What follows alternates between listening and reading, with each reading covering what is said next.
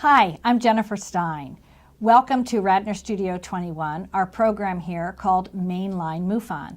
I'm your host. I have a regular program at the Tredyffrin Public Library with regular free program meetings. If you're interested, you can visit mainlinemufon.com to see about our current speakers and our upcoming speakers.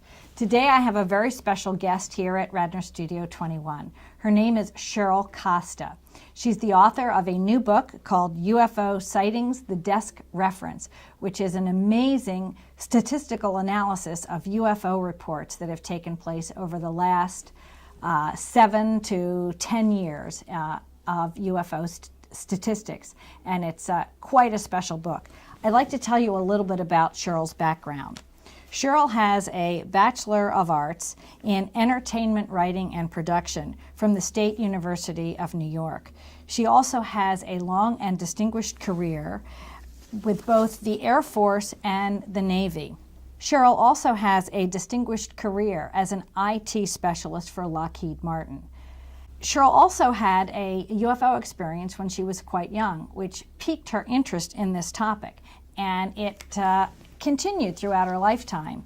In 2012, she saw a very interesting television report on CNN that cited that UFO reports had been on the decline since the 1980s, and that piqued her interest to actually investigate the actual sighting reports, which led to her book, which was recently reviewed in the New York Times with almost a full-page feature story about Cheryl and the fact that she really did her homework in looking at the statistics on the UFO story. So we're very grateful to have Cheryl here today with us at Line MUFON here at Radnor Studio 21.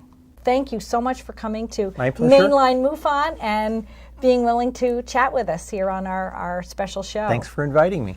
So let's just jump right in, since we're here in Pennsylvania, and talk about the UFO sightings and statistics just in Pennsylvania that you were able to uncover. Our survey takes from 2001 to 2015. So it was a good 15-year snapshot, 21st century numbers. I didn't go back into the 20th century. We did 21st century numbers. Just before you tell us the numbers, there was a reason why you did that as well. Yes. So let's tell the audience okay, why. Prior to 1999, the ability for people to report UFOs was rather primitive. People faxed them in to somebody who collected them, called their answering machine, sent them, if they were on CompuServe or the early America Online, they did it that way, or they cut a clipping out of the newspaper and mailed it to them, or they wrote a personal story, and it was it. But it was not really in an online context. So the numbers of sightings through the 80s and 90s, the numbers were in the low hundreds, in some cases in the low 10s and 20s. In the late 90s, the numbers started going up because people had connectivity. By 1999, a lot of people had broadband or had really good dial-up, and the numbers of reporting numbers started going up. The major online reporting services, National UFO Reporting Center and the Mutual UFO Network, both had online presences, and people were able to report them there. And with certain documentaries that were out there in the early 2000s, more people knew, oh, I can go there and report my UFO sighting, or I can go there and report my mother's deathbed confession about UFOs, and people did, and we started seeing the numbers go up a lot. California's number one, with over 15,000, 15,836 to be exact, followed by Florida and Texas. And the funny thing about Pennsylvania is the fact that it's in that top 10, and those top 10 states are 52% of the sightings for the entire United States, which is very interesting. I'll give you an example. In the 15-year period, 5,176 sightings in Pennsylvania reported. And I use the word reported. That's important because a lot of people don't report them. Top counties, and this is something we did unique to this book, is we added county data to it. Up until then, neither reporting centers were tracking county information. Allegheny County had 477, Bucks County 397, Philadelphia 336, Montgomery County, I think that's pretty local here, isn't it? 282. Westmoreland County, 212. And Chester County, 197. So those are the top counties in the whole state, and Yes. it's kind of in southeastern Pennsylvania, except I think, well, another one right under that is Westmoreland, and that's in Pittsburgh, the other really big city. Yeah. And it's probably maybe related to population. Population drives it to a certain extent. If you go to look at most states, you'll see the clusters of heavy sightings around the major population bases. Now people say, well, it's because of the population. It's actually two questions.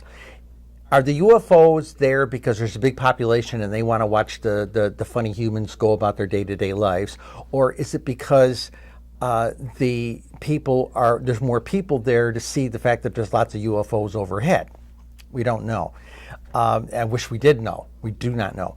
But some of the interesting things is when you go out into the more rural counties is to see the smaller clusters, the smaller amounts of them in some of the rural counties. Are they hanging out near coal districts or fracking fields, things like this? And they are. And there's a lot of interest. They seem to congregate around some of the fracking fields. And we didn't detect that with Pennsylvania initially. We saw it in North Dakota. And then once we saw that, we started saying, well, where are all the fracking fields? So we started looking up those places, and we started seeing clusters in those areas. So there's great interest in our fracking activity. It's really, really fascinating when you start to really crunch the numbers, which your book does in a way that no other statistician or UFO writer really ever did. I mean, you took the numbers of reportings and you worked them in varieties of different ways, really to a remarkable degree. And I think this is what really got the attention of the New York Times, if I'm not correct, right? Yeah, they looked at this thing and they said, wow, in the last 15 years there's been 121,036 reported sightings. And that got their attention. And when this Pulitzer Prize-winning author of the article in Science magazine of all things, the New York Times, This was a major and expose. He comes in with a 2.5-pound book and says they did the science, they did the numbers. There's no stories in here. It's numbers, and numbers don't lie. And that's what really got their attention. They were fascinated with it. In fact, the headline was, UFOs are being seen everywhere by people, and this book proves it. And that's a big coup coming from the New York Times, which has never said anything nice about UFOs until this book. Right. There tends to be in the media, of course not here at Mainline MUFON and not here at Radnor Studio 21, but in major media networks there tends to be a tradition of debunking the issue at the same time as reporting it. They'll report it and they'll play funny music and they'll have a laughter curtain at the end of the program, and it's kind of almost the watching audience is led to believe that maybe they shouldn't take this topic seriously. Or what they'll do is they'll do a serious subject piece, okay? And when they cut back to the anchor rolls his eyes, and that is so disturbing to see that. Yeah, it's a shame. Well, one of the other things you uncovered looking at the data is we know that not everyone reports. There is only a small group of people that have sightings and report, and that group themselves are quite interesting. So let's talk a little bit about that. What are the numbers of people that actually see something and then bother to figure out how to report it? Okay, the number we used to have, and this came from being in the UFO community, like say you're at a convention, you get a major author, let's say someone like Stanton Friedman, and they'll have an audience out there, 3,000, 4,000, 5,000 people, and they'll say, how many people have seen a UFO? And almost everybody's hand goes up. And then he says, how many people actually reported it? And most of the hands go down, and they usually have somebody in the audience counting the hands that stayed up, and the number keeps shaking out to about 10%.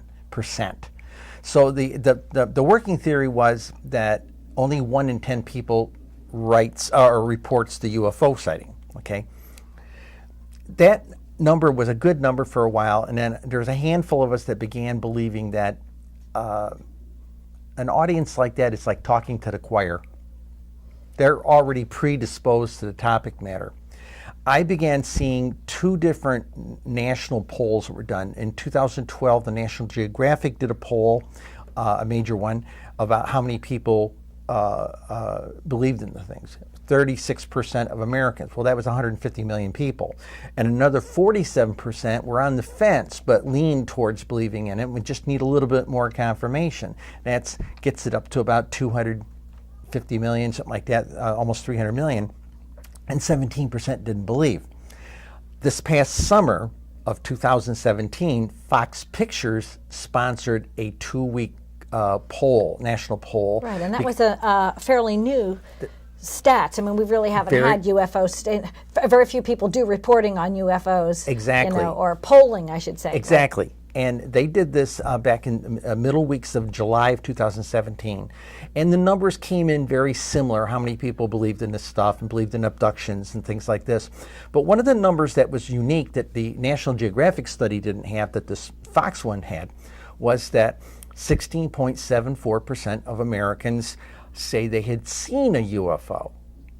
Well, I cranked that back against our population, and that suggested a number of, a very, very large number, 53 million sightings. So I'm saying, over what time period? So I got to thinking about lifetime. If, in my case, I'm a geezer, so I said, well, okay, I was in high school in 1967, that's 50 years back, what would it be? And it turned out to be over 1 million sightings a year. I said, that feels high.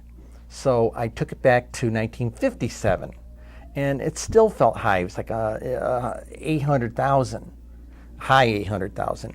And then I said, wait a minute, the modern age for UFOs is since 1947. So I took it back 70 years and divided it, and the number came in around 750,000. And that number felt more comfortable based on some numbers that I derived from my own statistics. Mm-hmm. So we started looking at it, and some of the UFO experts, several MUFON researchers, we were coming up with the idea that maybe only 1 in, say, 40 or 1 in 50 people reports what they see, and that 750,000 sightings a year bounced back to about 50 people, 1 in 50 people reporting what they see, and that number feels really comfortable to a bunch of us. Wow. Wow, so it's a slightly different but more comfortable statistic. Yes, there's a lot of activity up there that most people just don't see.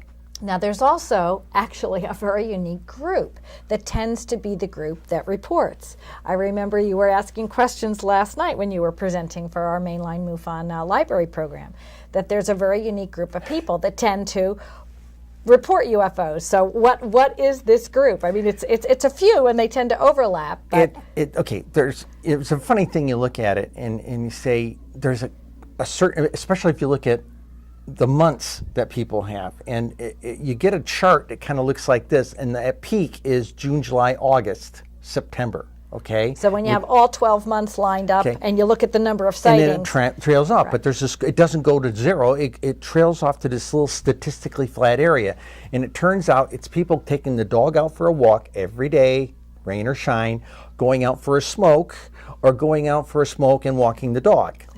And MUFON investigators tell me that they search on smoke, dog, that type of thing, yes, because they know that these are the people that are out there day in, day out, rain or shine. Yes, I've read a lot of reports myself and gotten reports of hospital workers who work at a major hospital, and they have to walk off site 500 feet or something from the door of the building, so they have a view, and they're usually working a night shift, and they're out in the middle of the night taking a cigarette break, and that's when they see things. I can't tell you how many reports.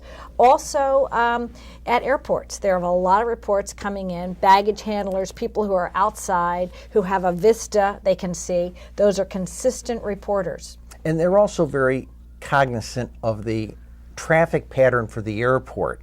Right. Okay. Some time back, I was in a situation where I was in Montrose, Pennsylvania, out at an old retired dairy farm. We were doing one of these reenacting things. Okay, and it was late at night, and there were a gazillion stars in the sky. The galaxy was overhead, so to speak. Okay, and I was out sort of guarding something, and I was watching the sky. And within about 10 minutes, I had completely figured out the Scranton Airport stacking pattern. Okay, that was easy. And that's when I started counting the UFOs that were the ones that were not in the stacking pattern. Okay, the ones that were acting really weird and flying very fast and stopping and changing direction, things like that. And I counted like 40 of them in about 35, 40 minutes. It was intriguing. But the key, people say, well, how do I go out and see these things? Turn off your phone, go outside, quiet yourself, don't talk to your friends, and just watch the sky. A lot of people, there's another group of people that see a lot of UFOs. My wife and I were laying on the hood of our car watching the stars. That's how you get to see UFOs. You got to quiet yourself, go out there, and just relax and observe. But if you're sitting here running your mouth, you're not going to see anything. It's interesting that there have been long historical records of sightings. Did you do any digging into time periods prior to, say, the modern age, like before 1947 when you started your research? Well, I write a weekly column for the SyracuseNewTimes.com up in Syracuse, New York, and I've been writing for them almost 5 years. And anyone watching can actually can check into that, right? If yes. they visit SyracuseNewTimes.com, all one word. And if you go over the navigation bar and click on bloggers, you'll see a drop-down window, and you'll see New York Skies is the name of the column, but if you also say underneath in parentheses UFO column, you click there, you'll get my current article that's currently posted. If you get down to the bottom and you click on the tag, it'll take you to a page where it will have the last 4 years of my articles available to you, about 20 of them per page type of and thing. that could be a book in itself. There's my spouse, who's my first level editor, is putting together the best of New York skies, and it's going to have a lot of stories, mostly New York. But in the last 2 years, I've started writing historical stories prior to 1947 about other sightings in other places in the United States, in the Midwest, that type of thing. And a lot of these stories are coming from people who are now in their 70s, 80s, 90s, and I never told anybody this, or my brother and I never told anybody like this, or our mother told us this on her deathbed, that kind of story. And in fact, something we discovered writing my column is I've been invited to a lot of backyard barbecues. And I'll usually go over there with a security person to make sure it's not a problem. And when I get there, I get a beer and a burger in my hand, and they sit us down and say, hey, we want you to talk to our Uncle Ralph or our Aunt Sally. And you can see it's like talking to a veteran. The moment they start telling you about the sighting, you can see it in their eyes. They're living it again. They're there again. It's an amazing thing. I'm very privileged to hear it. But the other goofy thing is, for the last 70 years, we've been under this psychological ops mentality. You didn't see these UFOs, okay? There's nothing to report, okay? And if you report them, we'll all think you're a nut. And that was that got everybody, so they wouldn't report, because I don't want anybody to think I'm a nut, you know? And what happened is the stories started being handed down within families. They're being handed down like family heirlooms. I had one family sit down and tell me stories dating back to 1880 all the way through their family. Wow. Okay, and it's amazing stuff, you know. Literally some school kids in 1882, spring of 1882 up in Cameron, New York, were walking, the proverbial grandmother said, I used to walk 7 miles to school. Right. Well, it was one of those deals. Very, very rural area, and they were walking to school. There was a little bridge they had to cross over a stream. It was spring runoff. The stream was swollen. As they were getting ready to walk over the bridge, they saw about a half a dozen little men, bald heads, almond eyes, and blue jumpsuits, collecting rocks and samples and water, and they waved to the kids, come on down. The kids were terrified and ran off. And this came to us through a lady, an 85-year-old lady, who came to me and said, let me tell you this family story. And the two of those girls were my great aunts. Wow. And they became school teachers and that kind of thing. And she told me an amazing story. I had another one that was given to me from Tioga, New York on Thanksgiving 1934. Little 8-year-old girl's with her parents. They're driving up the road, and she yells to her father, rural road, Daddy, stop, there's a Greyhound bus in that cow field. And they pulled the car over, and they looked down there, and the craft that was described to me had rows of windows around it and was gray and looked like a bus. And her father stood there in the cow field looking at it, And the little guys that were running around it got inside, the thing flashed, moved up off the ground, and then shot for the sky like in a blinding speed. And her parents would never ever talk to her about it ever again. And she came to me, and we had sat down and had coffee and had a long talk about it. Wow. Wow. I mean, these are life-changing experiences for many people because they don't know how to put this into context with what they've believed or perceived their reality to be, and there isn't anyone they can go talk to about it, or they think there isn't anyone. And these particular stories, especially prior to 1947, I tend to think, and I want to ask you, I think they are even more significant than, say, post the modern era, because we live in an era, in a time when so many things can be digitized and photoshopped in. But when you're talking about prior to these programs existing, prior to us even having commercial aircraft and things like this, these stories become more and more significant, don't you think? I mean, Yes. Aren't they a testament to? I did one that was about, just a couple of months ago, I did a story about some high school kids that were being driven to do a play at a school. This is in rural Missouri in 1934. Okay, this is before the Tennessee Valley Authority. Okay, so the electricity wasn't, it was like only in town they had electricity, but getting out in the rural areas there wasn't, and that's where the school was. And they were waiting in the parking lot for the janitor to open the place up, and they had these glowing balls come out of the cornfield and hover around the car, terrified the teenage girls in the car. And then these balls floated off and started going back in the cornfields. The boys got out of the car and chased the balls out into the cornfield, you know, that kind of thing. And that was 1934. Wow, wow. It forces you to, when you're an experiencer, as you were as a young child, you've had a number of sightings yourself. I myself have had a number of sightings. So when you really have to digest them, it forces you to kind of unpack your toolbox and you put things back in a slightly different order. Yes. Do you feel that we live in a day and age where we actually may have disclosure in our in any kind of official capacity, or do you think we're living in a what Nick Pope would call a little d disclosure reality, where disclosure is out there, but you have to choose to disclose to yourself? I agree with Nick. I have broken bread with Nick, and we've had a few glasses of wine together, and it was at a MUFON event, as a matter of fact. And I agree in the little thing. In fact, my co-author, my spouse, she believes in the idea of disclosure is actually right now a drip, drip, drip thing. A lot of people in the UFO community would like very much to drink from a fire hose. You know, they want it all now. But the average person needs the drip, drip, drip. A few weeks ago, Tom DeLonge, the rock star guy, had a meeting with and had like 5 guys that just recently retired from the Defense Department. And and these one are of them, very high-level people. yeah, and one of these guys said, "I am the person who managed all this material for the Defense Department in a deeply hidden organization, and I'm here to tell you they're real."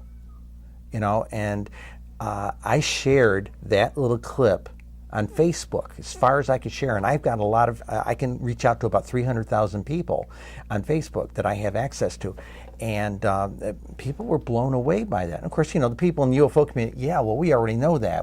We want something else. But the people who weren't generally connected to me, my God, this is real. And then the second question, are they going to eat us?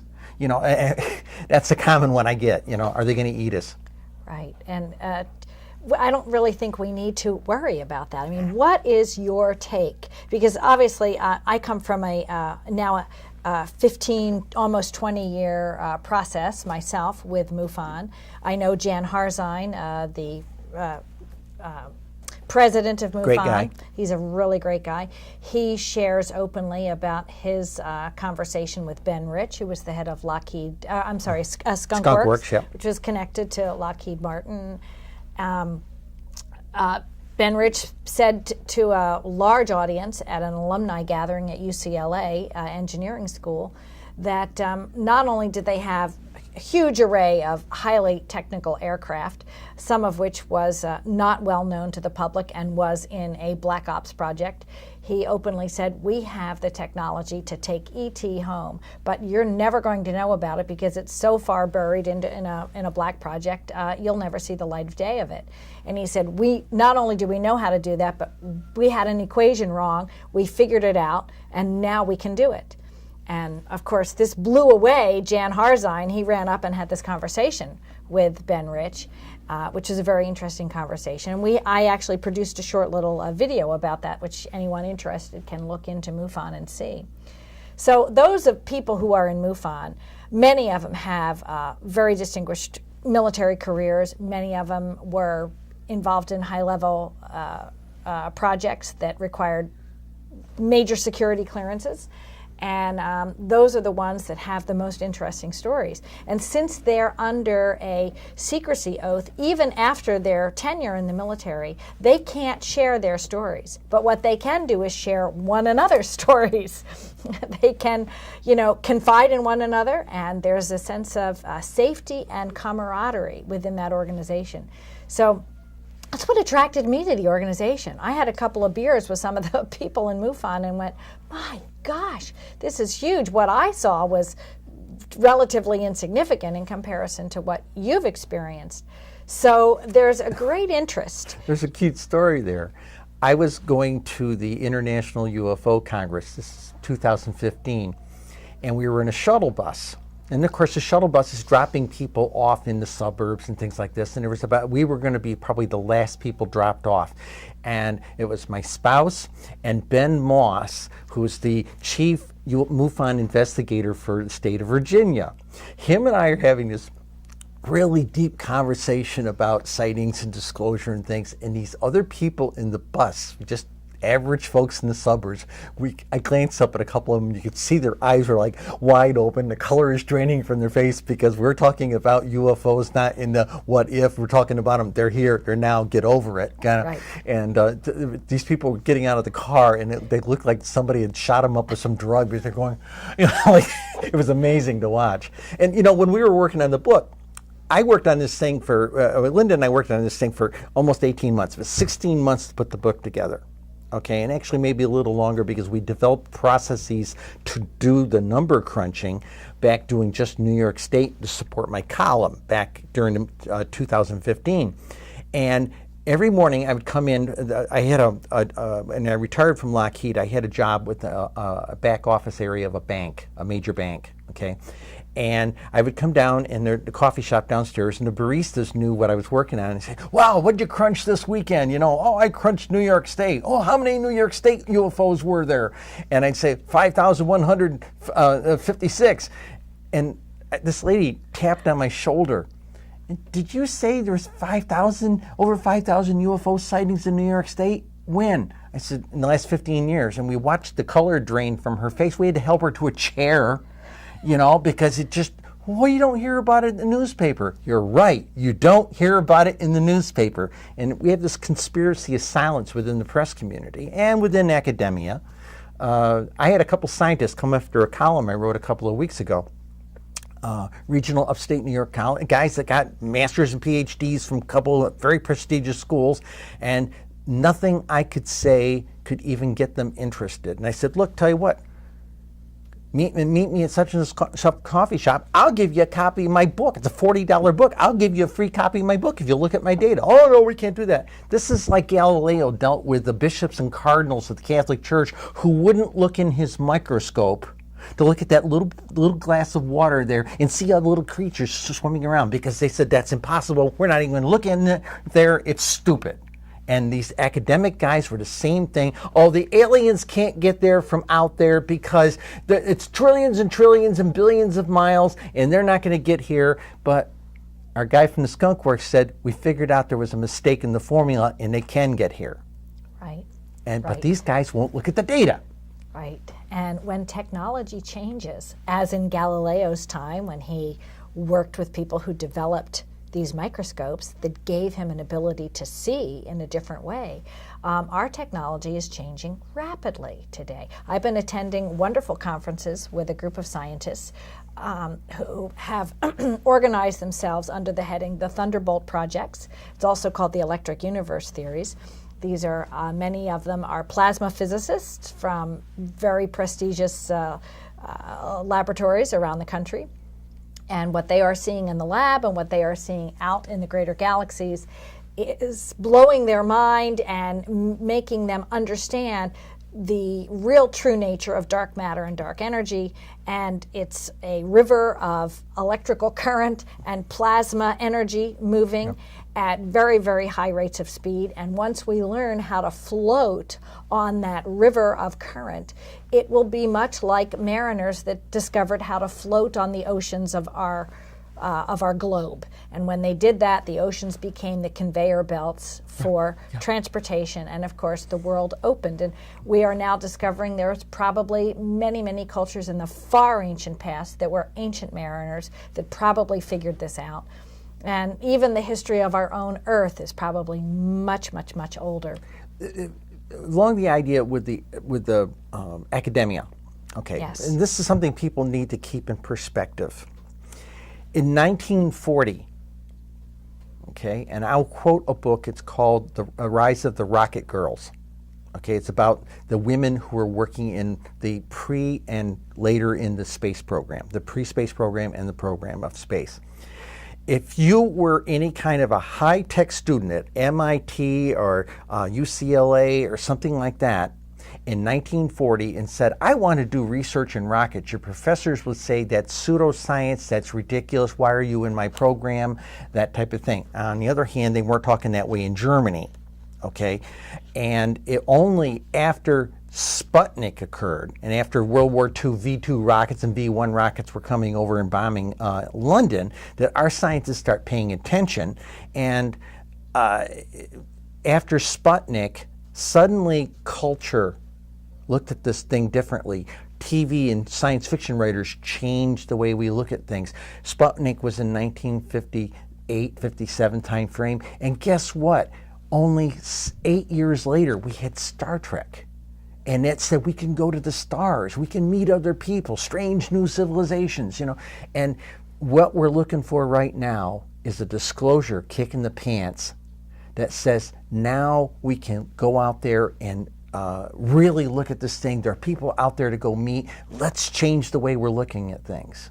So there is a very interesting overlap. It's interesting that you brought Star Trek in, because I wanted to ask you about this, because you have a distinguished career in actually writing for television and production and being involved in television production as well. So there is a close-knit relationship between imagination, what we're willing to discuss and disclose. Do you think that there is a subtle disclosure movement happening within the entertainment field that's been going on for a long time? And is it being used in a productive way or a non-productive way? I mean, do you have an opinion about this?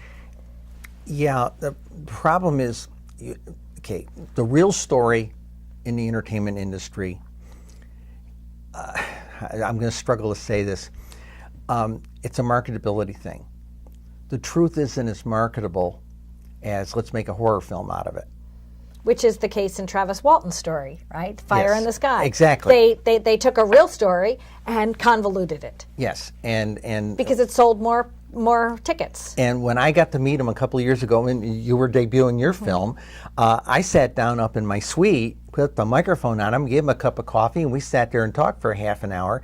And his basic focus is, I just want to set the record straight. And I didn't blame him a bit, because I know that there's this attitude that, oh, we got to make that story more edgy, so they start putting a lot of fictional elements in it, hence we get the thing based on a true story. When you see that at the beginning of a movie, based on a true story, that means they goosed it up somehow, okay?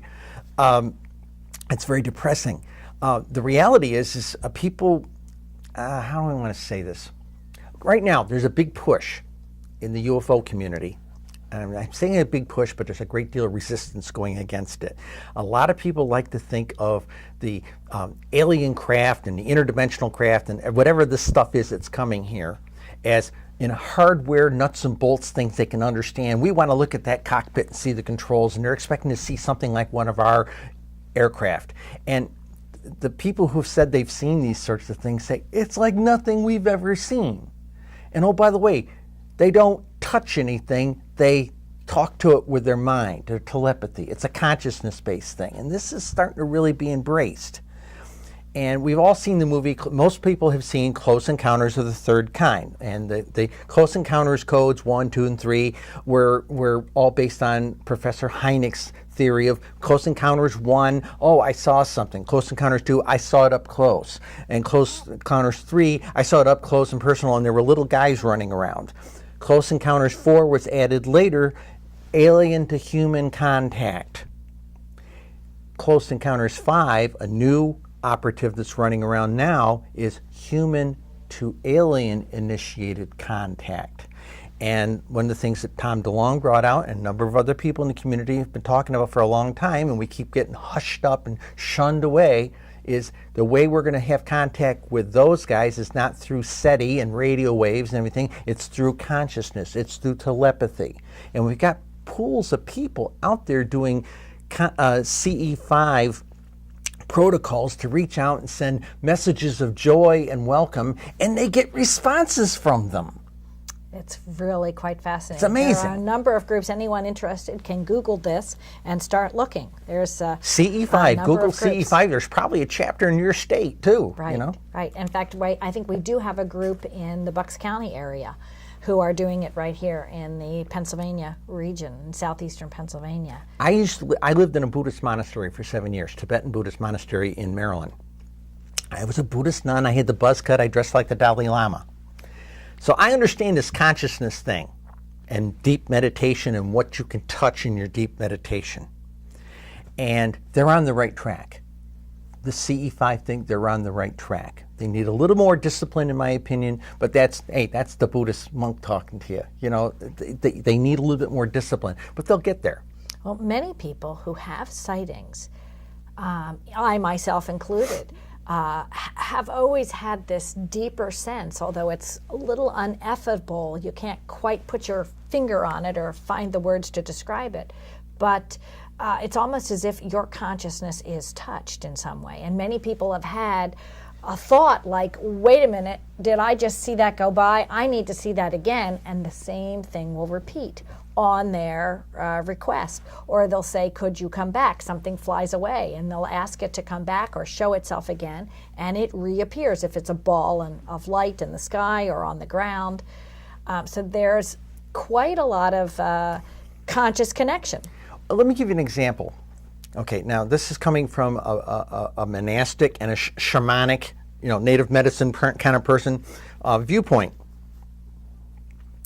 There are certain chemicals in our brain that allow us to have what I'm going to call transcendent experiences. Okay?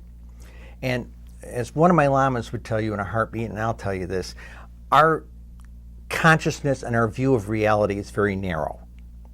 In order to touch them, you have to expand your reality, have your reality be a little bit more elastic. Meditation can get you down into this. I wrote an article recently, in fact it was like last week's article, where I said I believe that certain sightings that lasted less than a minute were probably ones where somebody was outside, the sky is clear, a gazillion stars in the sky, it's awesome, it's breathtaking, and it relaxes them just enough from their day-to-day experiences that they have, when these split seconds, a couple of 30 seconds worth of clarity, the proverbial deja vu moment type of thing, and it opens up their reality and consciousness window, and they see it. And then they say it winks out. Well, because their consciousness window closed up, okay? And which raises the question, did they see the UFO with their eyes, or did they see it with their third eye? And I argue that not all, some of these very, very short window contacts are seen with the consciousness eye. Wow. Wow, that's a very profound window, because it steps us into, you can go into biblical literature as well. I mean, look at Ezekiel's wheel. What was he seeing? What was he encountering? There are many biblical paintings, if you wanted to just take a look at that alone, where there are references to someone in deep prayer, someone praying. Even there's very famous paintings of Abraham at the moment where he has to sacrifice his son Isaac, and there's a UFO above shining light down on the scene. So there's a sense of enlightenment changing the picture. Now, of course, this is the artist's interpretation, Obviously. But why did the artist, There's a metaphorical issue going on in that painting. Yes, and the painter's bringing this information deliberately to the viewer of the painting, that there's a bigger picture. I was having let us say what's the word you want to call it? A academic argument with a theologian that I know, okay? And he was giving me a ration of it. And during the course of which, he says, well, let me give you something from your book. I said, there was Enoch, and Enoch was taken up, and while he was gone, they taught him to read and write. And he came back, and his reading and writing was Aramaic. It turned out to be what we call Aramaic. Is Aramaic an ancient ET tongue and language? Because that's what he was taught while he was gone. And this Really poor theologian was like, Really it really rattled him. Sure, you can certainly look at any of the ancient Sumerian iconology, look at the cylinder seals, even look at the wall motifs, and even the stories themselves depict a very interesting story of a species that probably had contact with us. Even the very famous story, I think it was I think it was, I don't know if it was Joseph or Isaac, had a very famous dream where he puts his head down, he goes to sleep, and in his dream he sees these beings coming up and down from the earth on this ladder. Jacob's ladder. A consciousness expansion. Yes. Okay, that's the deal. It's a consciousness expansion. This idea of consciousness, one of my very old teachers taught me this idea. If you go into a meditative state, and you take a step towards, as he put it, the spirits or the gods or whatever, if you take one step towards them, they'll take two towards you. And the idea is we have to get ourselves into a meditative state of mind where there's this common ground where we can overlap. They can reach down to us from their level of consciousness, and we can reach up to them and somewhere in between and have this experience. It happens a great deal in our dream space. Okay, in that conscious, particularly just before we wake up, that theta level down there that we're in. And it's a very common experience to have a contact like this. So, I think everything has to be on the board with this. It's not all about hardware UFOs and craft. It's about how do we contact these people, and radio waves aren't the way we're going to do this. Right. But this is how that works. So I think it's fascinating. I think our disclosure right now is a drip, drip, drip thing. I'm seeing more and more of it. Heck, I saw a commercial for Geico a week ago when I was in the movie theater, and Flo is driving along, and all of a sudden you see a flying saucer in the horizon behind her elevate up a cow, and then take off, and going. And my spouse looked at me and says, "Drip," The cartoons, it's showing up in political cartoons in the paper. I have one that I showed last night in a presentation where not CIA, but Secret Service guy. It's in front of the White House, and he hears a humming sound, and he looks down on the ground, and he starts snickering, ha, ha, ha. There's a little drone laying there, and up above him is this like half a mile wide UFO hovering over the White House, That's it. We're blind. Some of them are blind to it. You wouldn't believe them. If I tell people, there are some people who are not going to believe this stuff exists, And they won't believe it if I could show them a Klosniak Jaka class scout ship cracked up in the mall parking lot. They're still not going to believe me. Right, right.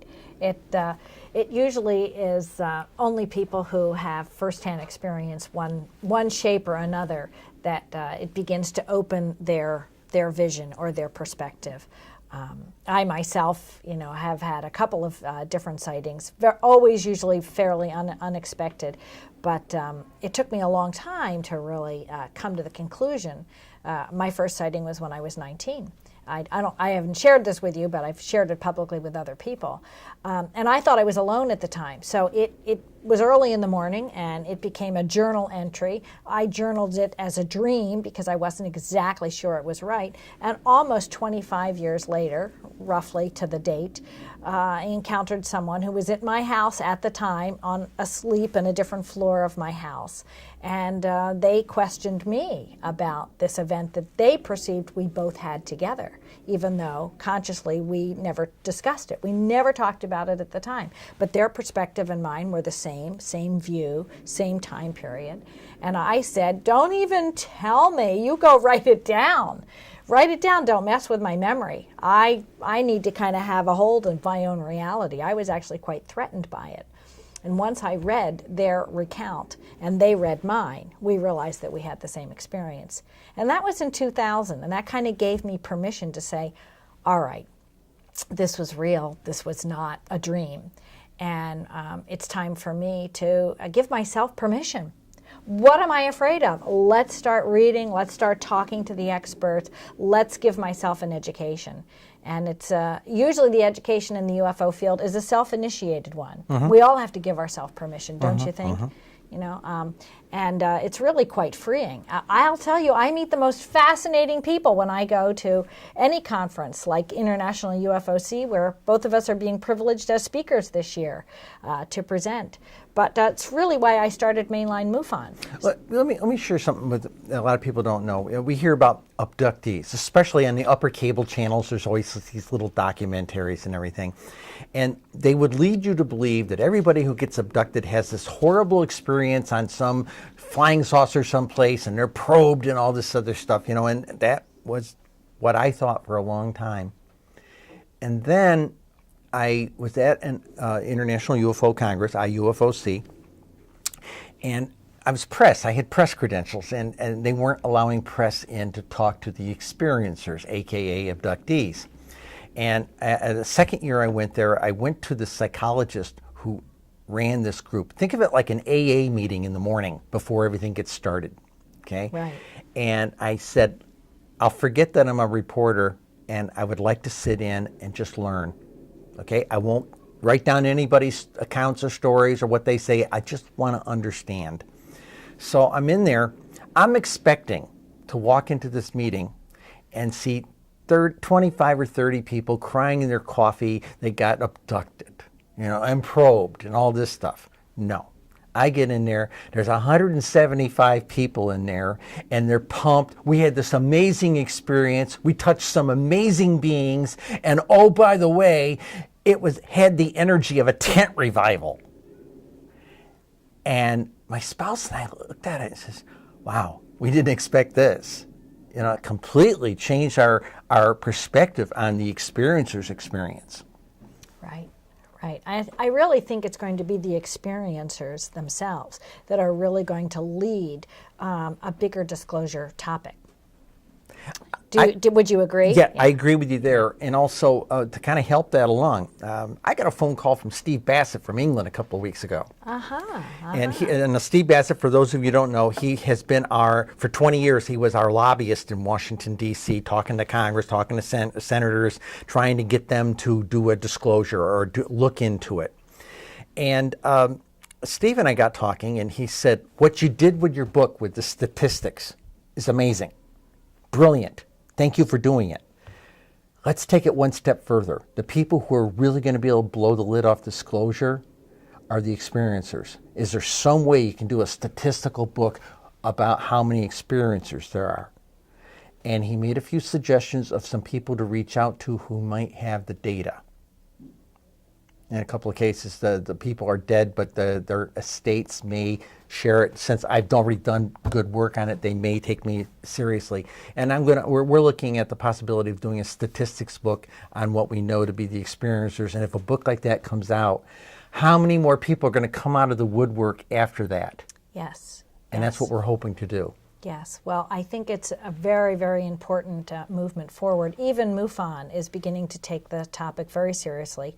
For years, they were a little uncomfortable at knowing exactly. A little uncomfortable. They were a lot uncomfortable because with respect to MUFON, not that I'm necessarily defending them, but I think they realized that it was like opening Pandora's box, and they needed to be prepared to be able to deal with all the different experiencers' experiences. And they needed to do it in a professional and a respectful way. And they weren't qualified yet to do it. These were many ex-military people who had a focus on a scientific exploration and quantification of the UFO experience, from lights in the sky to evidence on the ground, and they wanted to keep it very scientific. And when you step into the field of personal experience, like you said, and you start to open your horizon, the edges get a little blurry about what we think of as our reality, and we have to expand our perspective on our reality. And MUFON wasn't yet qualified to really be able to do that. And I think they realized that, and they spent a number of years trying to figure out how to do that, and they've granted the initiative for research in what they're calling free. There's a separate organization which has now been formed, and Edgar Mitchell, a longtime friend of mine, which I'm very privileged to say, gave his blessings and was one of the first board members for this organization. It's currently called the Foundation for Research into Extraterrestrial Experience, but it may also shift its name into the Foundation for Research into Extraordinary Experiences of People, because they realize that these experiences are extraordinary, and it's what we need to do. We need to start taking it seriously. One of the hooks I'm looking at, and this is coming from somebody who is a pastoral Buddhist. Okay, I used to run a center for my order and a small monastery. I managed a small monastery for a time, and there also needs to be. Usually, these things are only looked at by the psychologists, and we have that idea in our Western minds. Oh, well, the people who say they have these experiences need to really talk to a psychologist, because there's something wrong with them. Maybe they're sick, and I have been advocating with a number of people. We need to get a few more people together.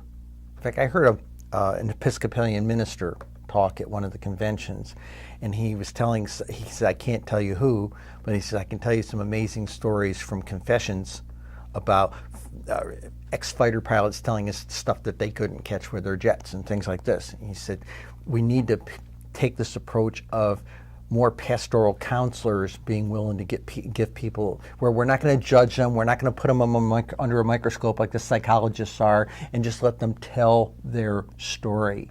And it maybe needs to be done on a pastoral level. And I think that would be one way to do this. And I'm presently reaching out to several of these estates and trying to get the estate managers to share certain data with me. Not that I want identity information, like I did here with this book. It was what, when, and where, and just wanted to get us an idea of what it was and how many of them are. And if we do a book like this, like I said, I think we'll have a grassroots response that says, me too. And it's going to be like the Me Too thing. Yes. And that's what's going to blow everybody's socks off. Right. And I think you're absolutely right on. There needs to be an interdisciplinary approach, and it needs to be acceptable. And when finally enough people have stepped onto the bandwagon, and there's not the personal ridicule that's out there, people may have the confidence to step forward. So if you have just joined us late in our program, I'm going to again thank Cheryl Costa for coming down from New York, where she's a writer for Syracuse Newtimes.com, where she has a long-standing blog online And she's also the author of a wonderful new book, which actually got the New York Times to do almost a full-page expose on, really looking at the statistics. It's the most in-depth statistical study ever done on the UFO topic. So those of you who are interested in the UFO topic, I encourage you to learn a little more about Line MUFON. It's a group here in the Radnor area. MUFON stands for the Mutual UFO Network. It's an organization which has been around about 50 years, started by a lot of ex-military people who believe that the approach to investigating the UFO topic with any serious discipline is now a civilian mandate. And if you're interested in learning more about it, you can Google MUFON.com, or you can attend any of our free programming at the Tredyffrin Public Library. Or you can visit our website, which is Mainline MUFON, and see our current schedule for the next year posted online. Or you can see our archives and learn about some of the wonderful programs we've had. There's also a video channel you can look at and see some of our wonderful programs that have been videotaped right here at Radnor Studio 21. So I'm Jennifer Stein. I've been your host today, and I can't thank you enough, Cheryl, for coming down, sharing your research, sharing your book with us, not only here at Radnor Studio 21, but for our local community at the Tredyffrin Library. Thank you so much. You're welcome. And tune in again. Look for our programs here at Radnor Studio 21.